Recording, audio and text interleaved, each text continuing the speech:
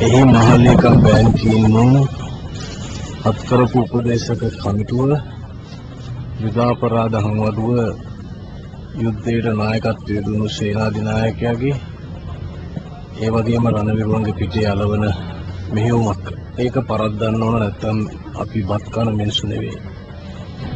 ඒ නිසා තමයි මාරාන්තික උපවාසයකට මම වාඩි වුණේ.